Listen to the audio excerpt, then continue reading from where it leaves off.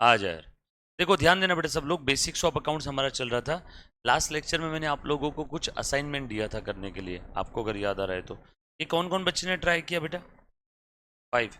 बताओ तो, कौन कौन बच्चे ने ट्राई किया हुआ है?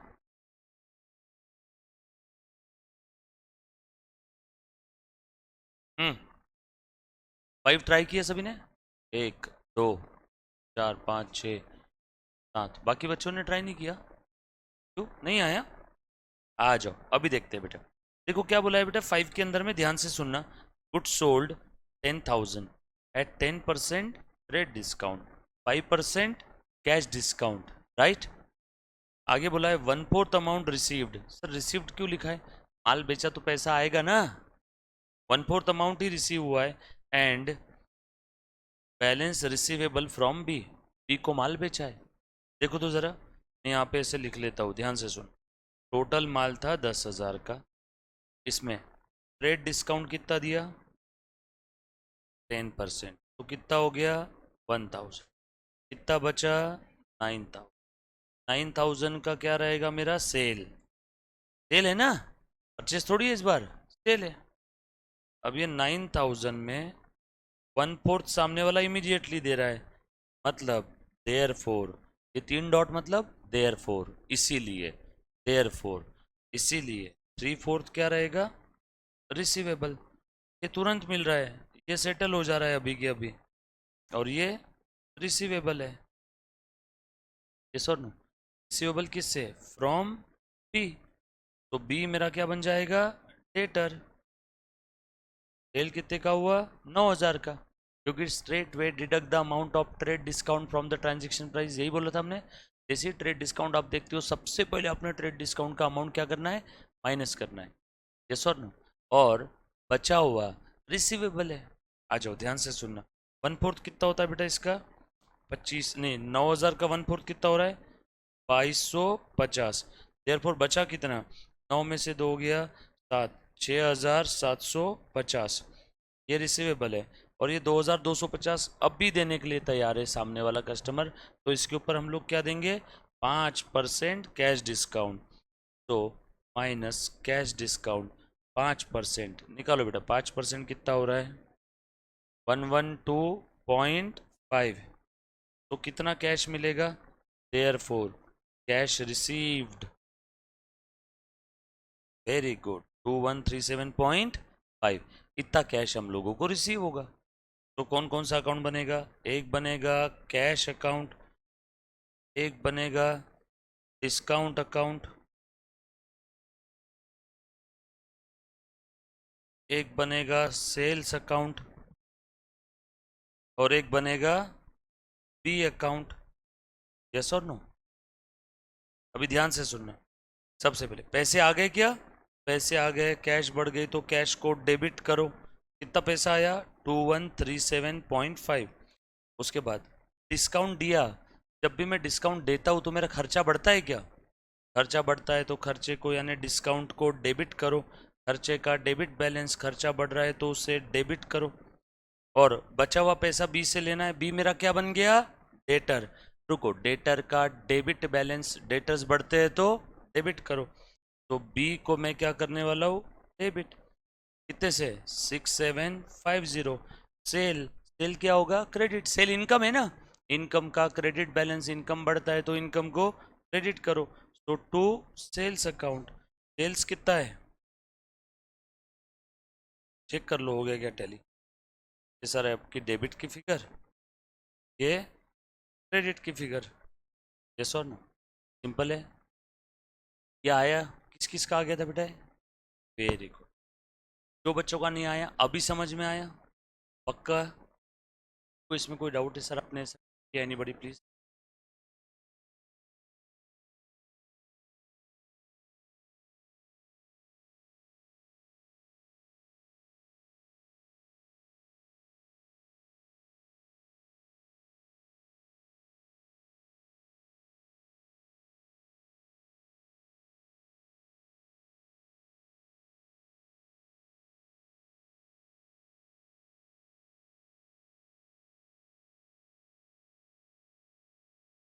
है क्या कोई?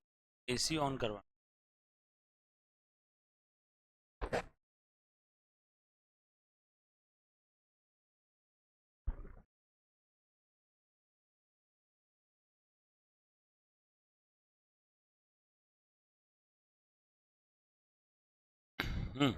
पढ़े आगे, ये लिखा कि सभी ने बात।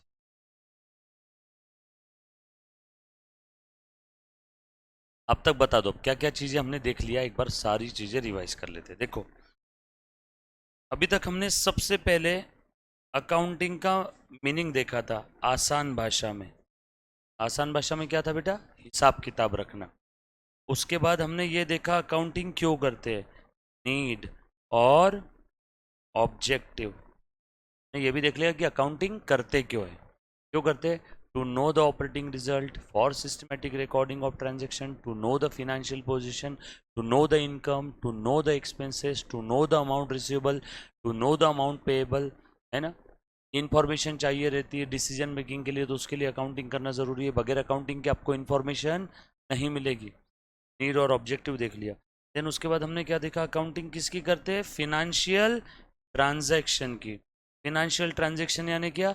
आसान भाषा में मनी और मनीज वर्थ में ऑन इधर साइड अगर कुछ एक्सचेंज हो रहा है ना, तो उस सिनारियो को हम लोग क्या बोलते हैं? Financial transaction. यस और नो? और फिनेंशियल ट्रांजैक्शन का हम लोगों को क्या करना है? Accounting.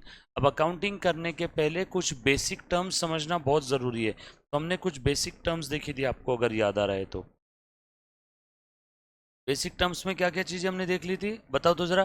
Business, goods, assets, drawing, debtors, expense, losses, liabilities, capital, creditors, income, gain, preliminary expense, prepaid expense, pre operative expense, capital expenditure, revenue expenditure, discount, cash discount, trade discount, भाई साहब, और क्या? डेफर्ड रेवेन्यू एक्सपेंडिचर, है ना। कुछ 20-25 बिक्टिशियस asset, asset में fix asset, current asset, कुछ 25-26 हमने बेसिक टर्म्स देख ली थी। याद आ रहा है सभी को? वो बेसिक टर्म्स बहुत ज़्यादा इंपॉर्टेंट है, वो आप घर पे रीड करोगे उसको वापस फिर से एक बार। यस और नो? चलो आगे। उसके बाद बेसिक टर्म्स देखने के बाद हमने क्या देखा था बेटा? How to how to pass journal entries. जो ट्रांजेक्शन होते हैं ना, उनको रिकॉर्ड कैसे करते हैं? बोलो बेटा, कैसे रिकॉर्ड करते हैं, बताओ जरा। With the help of rules of accounting. कौन सा रूल था? ऑल एसेट, ड्राइंग, ड्राइंग्स, बोलो, debtors, expenses and losses are always always always having debit balances. इस टाइप के अकाउंट बढ़ते हैं तो डेबिट करो, कम हुआ तो क्रेडिट करो, है ना। बोल बेटा। हाँ बेटा, मैं पुणे में रहता हूँ, सही है। मैं पृथ्वी पे रहता हूँ, ये भी सही है, क्योंकि पुणे पृथ्वी पे है। ठीक उसी प्रकार से डेटर्स एसेट में ही आते हैं, बरोबर है। दोनों भी सही ना, डेटर्स एसेट में ही आते हैं, बिल्कुल सही है। दोनों भी सही है। तू जो बोल रहा है वो भी, मैं जो बोल रहा हूँ वो भी। मैंने क्या बोला? मैं अर्थ पे रहता हूँ, ये भी सही है। मैंने बोला मैं पुणे में रहता हूँ, ये भी सही है। तो ठीक उसी प्रकार से एसेट्स में ही डेटर आते हैं, बट मैंने बस बच्चों के समझने के लिए, उनके बेटर अंडरस्टैंडिंग के लिए उसको अलग अलग कर दिया।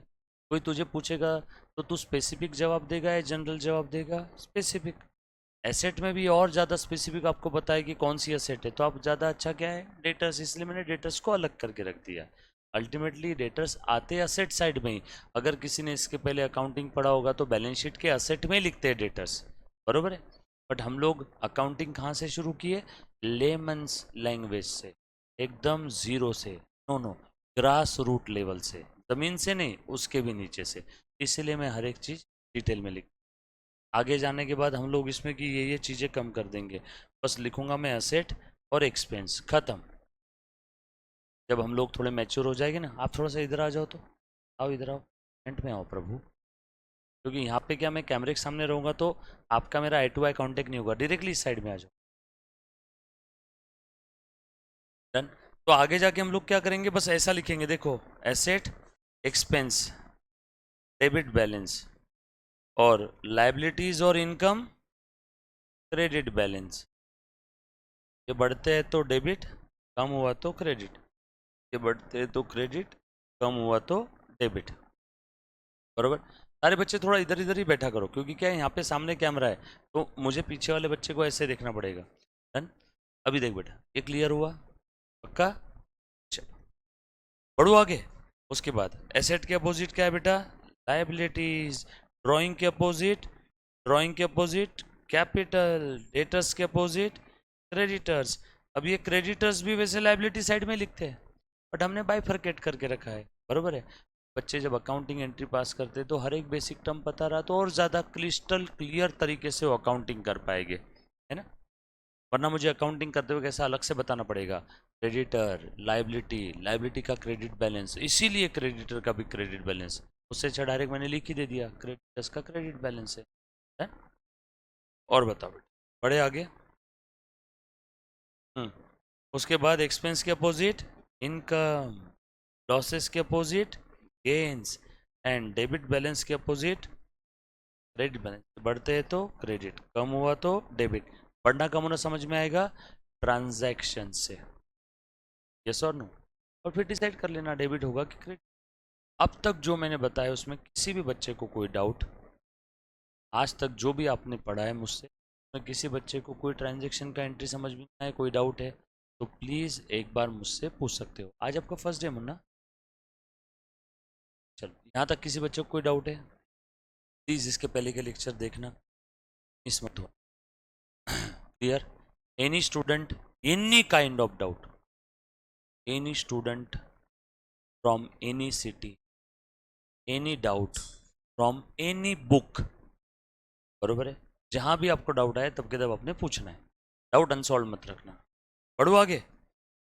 इतनी सारी चीज़ें हमने देख ली थी और हमने जर्नल एंट्री पास करना सीखा। उसके बाद हमने ट्रेड डिस्काउंट और कैश डिस्काउंट का अकाउंटिंग करना सीखा, यस और नो। ट्रेड डिस्काउंट का तो अकाउंटिंग होगा नहीं, कैश डिस्काउंटिंग का अकाउंटिंग कैसे होगा, कैश डिस्काउंट का वो हमने देख लिया। दोनों के ऑब्जेक्टिव, ट्रेड डिस्काउंट क्यों देते? To increase trade. Cash discount क्यों देते? टू इंक्रीज और टू इम्प्रूव आपका कैश कलेक्शन। कस्टमर से जल्दी कैश रिकवर करने के लिए हम लोग क्या देते हैं? कैश डिस्काउंट, बरोबर। आज जब आप लोग थोड़े मैच्योर हो जाओगे ना, तब आप क्या करोगे, ये एसेट और ये एक्सपेंस, ये लायबिलिटी और इनकम, बस ये चार ही चीज़ों को देख करके अकाउंटिंग करने वाले। आपको बाकी चीज़ें देखने की ज़रूरत नहीं पड़ेगी, राइट। बट अभी हम लोग एकदम बेसिक लेवल पे, तो इसलिए चलो आगे। जैसे मैंने बोला ए फॉर एप्पल होता है, तो भाई साहब ने बोला सर ए फॉर एरोप्लेन भी तो होता है। हाँ, वो भी सही है, बरोबर है। पर समझाने के लिए अभी हम लोग क्या बोलेंगे, ए फॉर एप्पल। चलो उसके बाद थोड़ा सा और आगे बढ़ रहे हैं, मुन्ना प्लीज़ ध्यान देना। अब देखो, अकाउंटिंग के लिए हमने एक सिंपल सा रूल पढ़ा, वो रूल आपको कहीं देखने नहीं मिलेगा। कौन सा? डेबिट बैलेंस क्रेडिट बैलेंस का। अब एक जनरल रूल भी बता देता हूँ, कुछ बच्चों ने पढ़ा होगा इसके पहले, पर्सनल, रियल और नॉमिनल का, तो वो भी एक बार बता देता हूँ, है ना। बट हम लोग एंट्री किस रूल से करेंगे? ये हमारा सिंपल सा बस एक ही रूल है, डेबिट बैलेंस क्रेडिट बैलेंस। इसी रूल से हम लोग एंट्री करने वाले। इसी रूल से हमारा पूरा अकाउंटिंग का प्रोसीजर खत्म होगा, आखिरी फाइनल अकाउंट तक। आपको रूल चेंज करने की ज़रूरत नहीं है, बट फिर भी आपकी किताबों में आपको देखने मिलेगा, इसलिए मैं बता देता हूँ, वरना कोई बच्चा बोलेगा किताबों में है, मास्टर ने बताया नहीं। ध्यान से सुनना, बुक्स में क्या बोला है कि सारे अकाउंट्स को हम लोग क्लासीफाई करते हैं तीन टाइप्स में। कौन कौन से तीन टाइप्स है?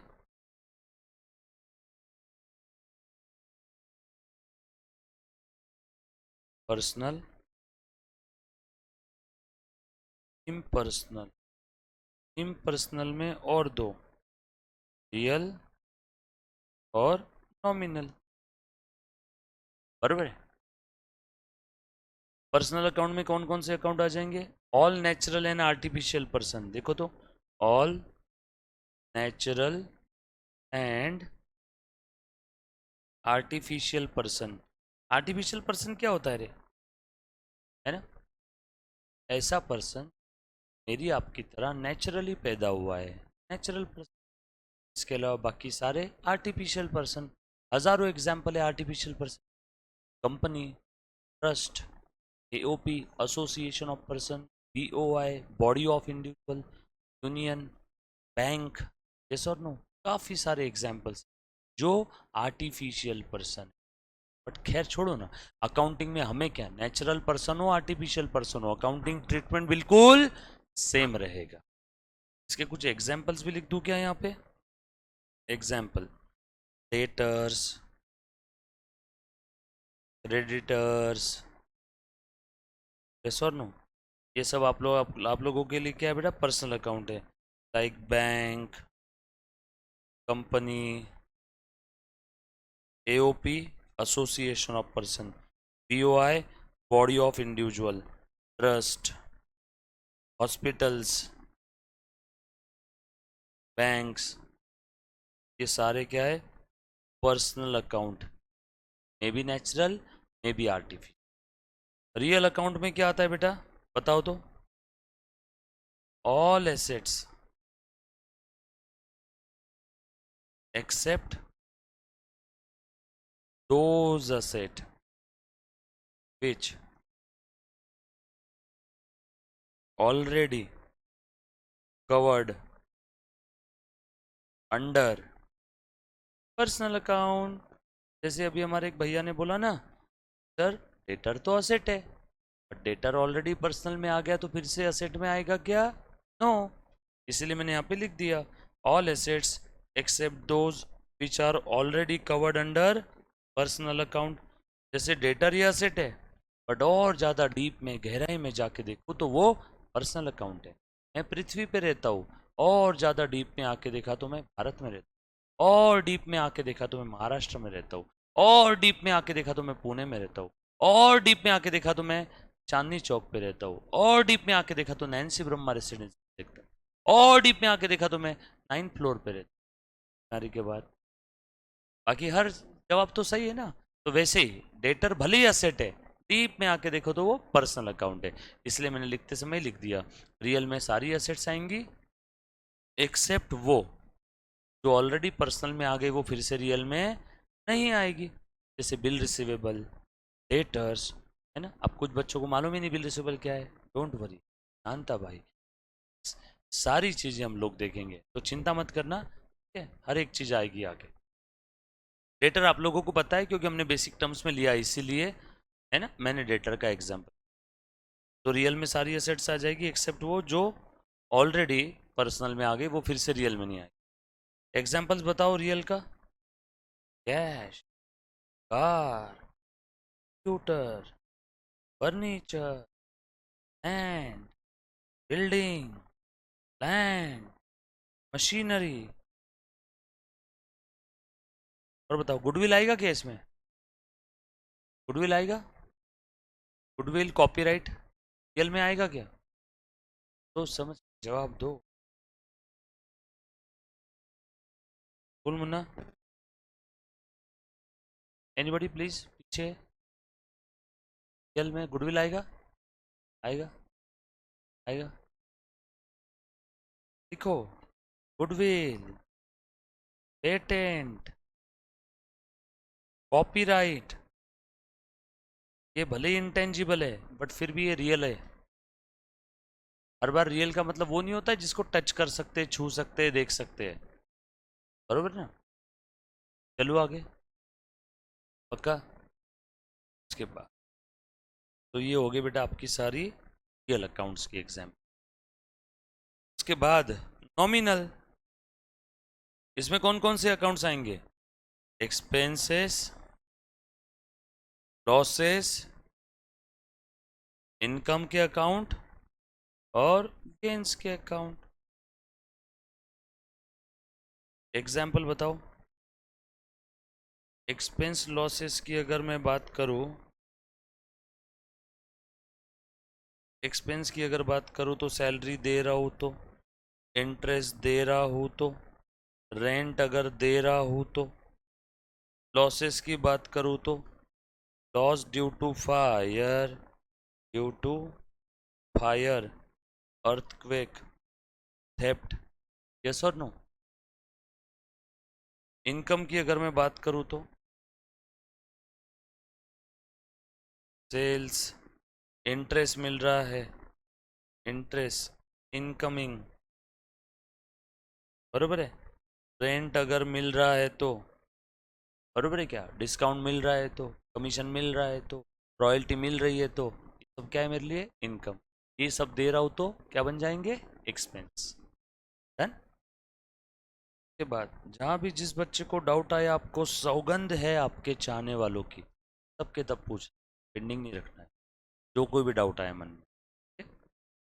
और आपको बोला हुआ है, आप कैसा डाउट पूछोगे, मुझे एक दिन ऐसा समय आना चाहिए कि आपके डाउट का जवाब मुझे नहीं आना चाहिए, मैं भी उसी दिन के इंतज़ार में हूँ। चलो ध्यान से सुनना। गेंस, बैठे बिठाए प्रॉपर्टी के असेट के भाव बढ़ गए, असेट रेट्स इंक्रीज, लॉटरी लग गई, बैठे बिठाए प्रॉपर्टी के भाव बढ़ गए, लॉटरी लग गई, मैच लग में सट्टा लगाया था, जीत गए, विदाउट एनी हार्ड वर्क जो आपको मिल रहा है वो सब क्या है आप लोगों, गेन। विथ हार्ड वर्क जो मिलता है वो क्या है, इनकम। अकाउंटिंग दोनों की, बट दोनों में जो एयरलाइन बता दिया। चलो आगे। तो कितने टाइप के अकाउंट है बेटा बताओ, बोलो। Personal, real, nominal. Real nominal कौन से कैटेगरी में आते हैं, इम्पर्सनल, यस और नो। चलो आगे। अब आपने बचपन में इसके 3 रूल पढ़े होंगे, अगर किसी बच्चे ने पढ़ा होगा, फर्स्ट टाइम अकाउंटिंग पढ़ रहा होगा तो देखो, अकाउंटिंग वैसे इस रूल से भी कर सकते हैं, और कुछ कुछ किताबों में आपको पर्सनल, रियल, नॉमिनल के रूल दिए। हम लोग किस रूल से अकाउंटिंग करेंगे, इस रूल से। कुछ कुछ किताबों में पर्सनल, रियल, नॉमिनल के 3 रूल्स दिए, वहां से अकाउंटिंग कर, कैसे भी करो आंसर सेम आएगा। रूल लिख करके बता दूं, जैसे पर्सनल अकाउंट का रूल क्या है, debit the receiver, credit the giver, बरोबर है। सर समझा के बताओ रूल। अभी देख लो, मैंने, प्लीज ध्यान से सुना, मैंने राम को पैसे दिए, कैश चली गई मेरे पास से, राम कौन है, रिसीवर, तो राम अकाउंट। सर आपने राम का ही एग्जांपल क्यों लिया यहाँ पे, अरे पर्सनल अकाउंट है ना, तो राम को पैसे दिए, राम कौन है, रिसीवर, डेबिट द रिसीवर, बरोबर है। के बाद रियल अकाउंट का रूल क्या है, ध्यान से सुनना, debit what comes in, credit what goes out, जो जाएगा, जो भी असेट जाएगी उसे क्रेडिट करो, असेट आएगी तो उसे डेबिट करो। अब ये जो राम का एग्जांपल लिया था, राम को कैश दिए, उसमें कैश चली गई ना, असेट गई, तो यहाँ पे असेट आ गई, इसलिए कौन सा अकाउंट आएगा, रियल। देखो एक ही ट्रांजेक्शन के अंदर में 2 2 3 3 रूल रूल हो रहे हैं, इसलिए मैं इससे ज़्यादा सोफिस्टिकेटेड और इजी ऊपर वाले रूल को। अब यहाँ पे कैश जा रही है, क्रेडिट व्हाट गोज आउट, तो टू कैश अकाउंट। एक ही ट्रांजेक्शन में आपको 2 2 रूल यूज़ करना पड़ रहा है, और वो भी डिसाइड करना पड़ता है 3 में से कौन से 2 रूल यूज़ करना है। इसलिए अपना रूल कैसा है, आपने ये रूल सुने होंगे, गोल्डन, अपना कैसा है, प्लैटिनम, डायमंड, यस और नो। और यहाँ पे रूल क्या था बेटा, debit expenses and losses, credit incomes and gains. जैसे फॉर एग्जांपल सैलरी दे रहा हूँ, तो तीनों में से कौन सा रूल अप्लाई होगा, सैलरी, नॉमिनल, नॉमिनल के लिए नॉमिनल वाला रूल, तो यहाँ पे सैलरी अकाउंट, एक्सपेंस है ना दे रहा हूँ तो डेबिट करेंगे, और पैसे दे रहा हूँ, पैसे दे रहा हूँ, पैसे personal, real, nominal, real, real asset, asset goes out credit, तो टू कैश, यस और नो। यहाँ पे भी कौन से 2 रूल अप्लाई हुए इस एंट्री में, एक रियल और एक नॉमिनल, तो हर बार आपको 3 में से कौन से 2 रूल अप्लाई हुए हो चेक करने की ज़रूरत नहीं है। और अपने इसमें डायरेक्ट बस एक ही रूल है, डेबिट बैलेंस वाले अकाउंट बढ़ते हैं डेबिट करो, बाकी उल्टा उल्टा उल्टा। एक ही चीज़ ध्यान रखना है, डेबिट बैलेंस बढ़ता है तो डेबिट, बाकी उल्टा कम हो रहा है क्रेडिट, उल्टा क्रेडिट बैलेंस बढ़ रहा है क्रेडिट, उल्टा कम हो रहा है डेबिट। क्लियर है, बल कोई भी रूल से करो, अल्टीमेटली जर्नल एंट्री से मतलब है, और आपको समझ में आना चाहिए क्यों डेबिट हो रहा है और क्यों क्रेडिट। बात समझ में? यस और नो? किसी कोई डाउट है तो प्लीज एक बार पूछो। एनीबॉडी? सिंपल है। आ जाओ। तो मैं आपसे कुछ सवाल पूछना चाहूंगा बच्चों, है ना? सब लोग तैयार रहना जवाब देने के। जैसे कि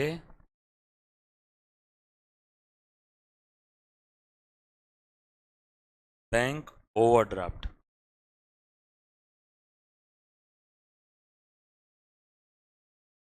मॉडर्न क्लासिफिकेशन, कि हमने जो किया वो modern classification, traditional, personal real nominal, traditional है, और बैलेंस का डेबिट रहेगा कि क्रेडिट बैलेंस। हर अकाउंट के आप कितने जवाब दोगे अब? 3। चलो बताओ। पहला एग्जाम्पल मैंने पूछा है आपसे, बोलो बच्चा party. Bank overdraft modern classification के हिसाब से कहाँ पे आएगा? मॉडर्न मतलब asset, drawing, debtors, expense, losses, liability, capital, creditor, income, gain. Very good, सही जवाब, बरोबर। बोलो लायबिलिटी है तो इसका बैलेंस भी बता दो। Credit balance. ट्रेडिशनल क्लासिफिकेशन के हिसाब से bank overdraft personal, real, nominal में से तीनों में से कहाँ से आएगा? Personal, real, nominal. गलत जवाब, गलत जवाब। पर्सनल। बैंक आर्टिफिशियल पर्सन है ना, पर्सनल। कैसा लग रहा है? दे पाओगे ऐसे 3 जवाब हर अकाउंट के? नहीं दे पाओगे, है ना? एक्सरसाइज हो जाएगी आपकी, मानसिक परीक्षा है ये। कौन सी परीक्षा है? मानसिक। हम्म। दूसरा, सैलरी क्यों? चलो मॉडर्न क्लास, एक ही बच्चा मुझे जवाब देगा बस, हाथ खड़ा करो बेटा। वेरी गुड, हाँ बोल मुन्ना। ये जो चश्मा वाली बच्ची जो बैठी है, हाँ। आज आपका फर्स्ट डे है? ओ, सो सॉरी। आप बोलना चाहोगे? बोलो। मॉडर्न में एक्सपेंस, नॉमिनल, वेरी गुड। हाँ, डे, क्रेडिट या डेबिट?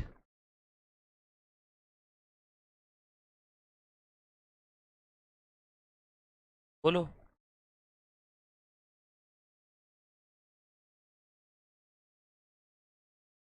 और कोई बच्चा?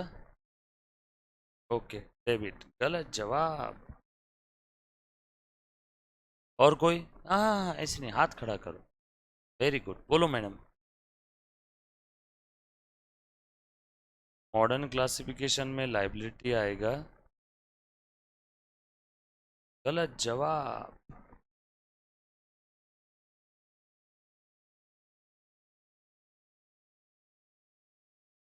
सही, सही, गलत। और कोई मेरा प्यारा बच्चा? और कोई? बोलो बोलो बोलो।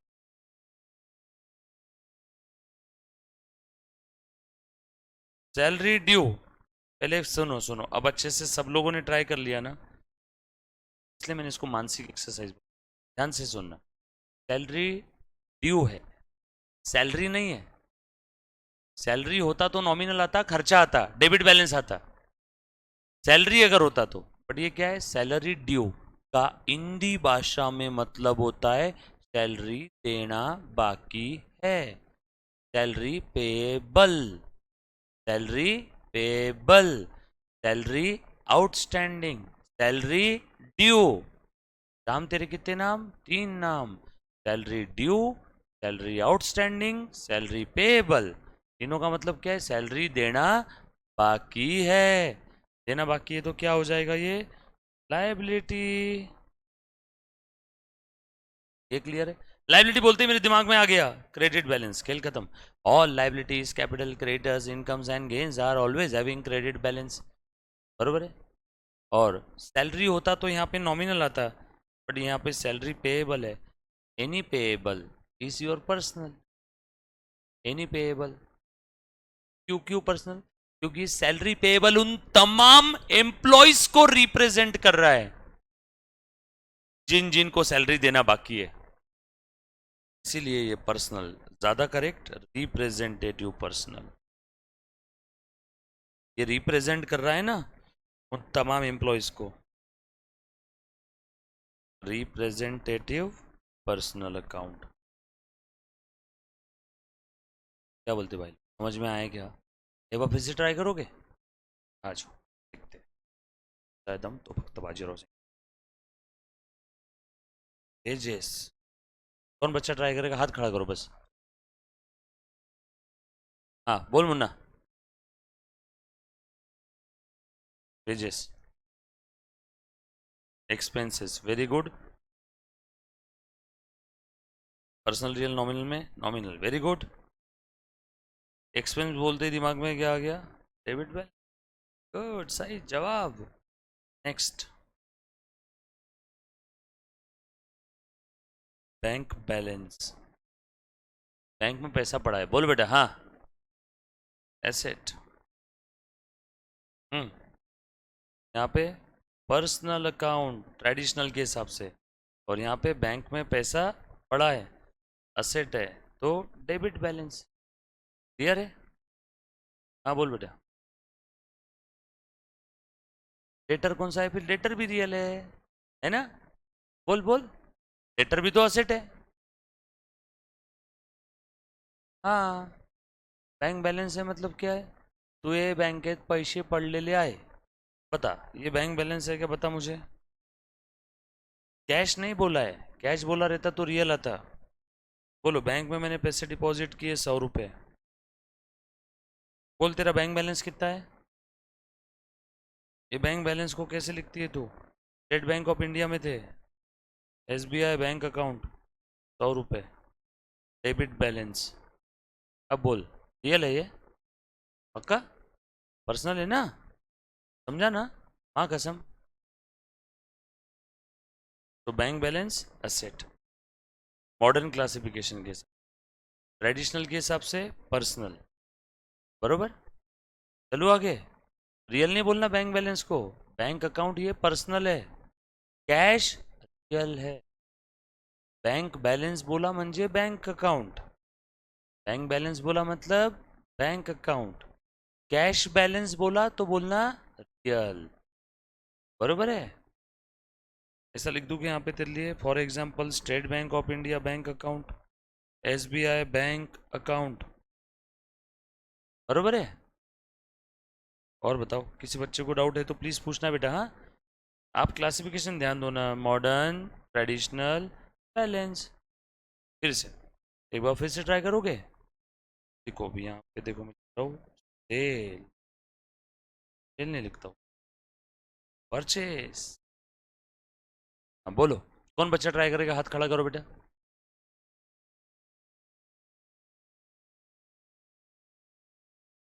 बोलो बोलो, ट्राई करो, गलत हुआ चलेगा। हाँ बोल। एक्सपेंसेस, एक्सपेंस नॉमिनल और, गलत जवाब। परचेस किया, माल खरीदा, माल, गुड्स, एसेट, माल। यहाँ पे भी stock, real account, debit balance. फिर आपका सवाल। अच्छा, मैं एक सवाल पूछूं क्या? अब ये आ गया सभी को समझ में? अब जो बच्चों ने इसके पहले फाइनल अकाउंट पढ़ा होगा, परचेस ये असेट है ना, तो मेरा सवाल, ट्रेडिंग के डेबिट में क्यों लिखते हैं? जो बच्चों ने पढ़ा होगा, जो जिन्होंने नहीं पढ़ा, जो फर्स्ट टाइम बेसिक्स देख रहे हैं, उनके लिए सवाल नहीं है। ट्रेडिंग अकाउंट ये फाइनल अकाउंट में नॉमिनल अकाउंट है ना, और परचेस कौन सा है? असेट, रियल अकाउंट है। तो नॉमिनल में रियल क्या कर रेला है, बताओ मुझे। अच्छा, तो फिर मैं फर्नीचर भी खरीदता हूँ, ऐसे ही फर्नीचर भी लिखने बोलना ट्रेडिंग के डेबिट में, कैश भी लिख देता हूँ फिर। मशीन भी लिखता हूँ ट्रेडिंग के डेबिट में। बोलो बोलो, ट्राई करो। देखो ये सही है, ये सभी को मालूम है कि ट्रेडिंग के डेबिट में परचेस आता है, ये सही है। मेरा पूछना है क्यों सही है। आज तक देखो आप लोगों ने जो भी पढ़ा होगा वो रट्टा मारा है, बरोबर है। इस चीज को जितनी जल्दी आप एक्सेप्ट कर लोगे और लॉजिकल पढ़ना शुरू करोगे तो समझना कि जीवन में आप तरक्की कर रहे हो। बोल मुन्ना, हाँ लास्ट बेंच। हाँ, अच्छा, इसलिए एक्सपेंस है। ओके, तो इसमें भी पैसे जाते फर्नीचर में, ये फुकट में नहीं आता। बिल्डिंग मैंने खरीदा उसमें भी पैसे जाते हैं, तो बिल्डिंग भी लिख दूं ट्रेडिंग के डेबिट में। और कोई ट्राई करो, try try but do not cry. हाँ हाँ हाँ, क्यों? तूने जो बोला पाठ की हवा बोल दिया, मैं भी बोल देता हूँ। मुलांनो, ट्रेडिंगच्या डेबिटमध्ये परचेस लिहायचंय, कोणी काही जास्त बोलायचं नहीं, चल गपचुप लर्न कर। ऐसे आपने सुना होगा 11th-12th में, अगर पढ़ा होगा तो। वो गपचुप लर्न करने वाला काम नहीं, इधर इधर अपन रीजन पे बात करते हैं, लॉजिक्स। नो रट्टा, ओनली लॉजिक। बोलो, नहीं मालूम है, हाँ बोल। याच्यानं पण बेनिफिट भेटते, मी शिकून राहिलो याच्यावर उभं राहून। हे कम्प्यूटरनं पण बेनिफिट भेटते, जो बच्चे ऑनलाइन पढ़ रहे हैं उनको कंप्यूटर की वजह से बेनिफिट मिल रहा है, मेरे को भी बेनिफिट मिल रहा है। तो कंप्यूटर भी लिख देता हूँ सब ट्रेडिंग में। बोलो, ये इसी से भी बेनिफिट मिल रहा है, हाँ शायद। ओके, इरशाद।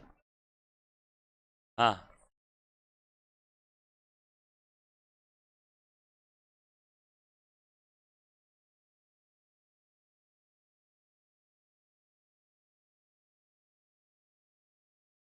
बरोबर है। ये मैंने मशीन इस साल खरीदा, ये भी इस साल के एंडिंग में इसका क्लोजिंग बैलेंस बचेगा, ये भी अगले साल कैरी फॉरवर्ड होने वाला है, इसका भी लॉन्ग टर्म बेनिफिट है, इस मशीन कैमरे का एसी का। तो ये भी लिख देते ना, तो स्टॉक भी तो असेट है।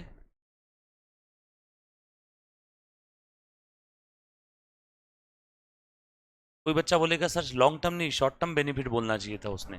ठीक है, शॉर्ट टर्म बेनिफिट देखते हैं। शॉर्ट टर्म असेट कैश, उसका भी शॉर्ट टर्म बेनिफिट है, करंट असेट है ना, वो भी लिख दो फिर यहाँ पे। रीजन, हाँ तो हर चीज के पीछे की वजह है। वजह जानने के लिए देखते रहिए हरीश बाबा का प्रवचन, है ना। तो ये फाइनल अकाउंट में मैं आपको बताऊंगा। मैंने ऑलरेडी वैसे लॉजिक आपको बता दिया था इसका, आप लोग शायद भूल गए हैं। मैंने एक बार आपको बताया था, मैंने रेवेन्यू मैचिंग कॉन्सेप्ट बोला था, बट हम लोग revenue matching concept, accounting concept देखेंगे, सब देखेंगे, बेसिक्स में ही लास्ट में आएगा, है ना। तब आपको समझ में आ जाएगा, हर सवालों के जवाब छूटते हैं अकाउंटिंग कॉन्सेप्ट्स में। डन, चलो। परचेस असेट है, ये तो मालूम पड़ गया ना सभी को। परचेस स्टॉक, माल, असेट, रियल, डेबिट बैलेंस। और बताओ। Hmm, State Bank of India account, personal. अब पैसा अगर इसमें है तो डेबिट बैलेंस, इफ ओडी, अगर ओवरड्राफ्ट है तो क्रेडिट बैलेंस। मॉडर्न क्लासिफिकेशन में अगर पैसा है तो एसेट, और अगर ओडी है तो लायबिलिटी। टू आंसर देना बोलते थे। अब हमें मालूम नहीं ना एसबीआई में प्लस है कि माइनस बैलेंस है। एसबीआई से लेना नहीं उल्टा देना है तो ओडी हो गया, बरोबर है, तो लायबिलिटी बन जाएगी। उसमें पैसा पड़ा है, बैलेंस, बैंक बैलेंस, तो क्या हो जाएगा, सेट हो जाएगा। ट्रेडिशनल क्लासिफिकेशन में आर्टिफिशियल पर्सन है तो पर्सनल। डन, कुछ बात समझ में आई? ये लिख लिया सभी ने, पक्की बात, सब लिख लो। चलिए इतना काफ़ी है। Thank you so much guys, love you all, take care, bye.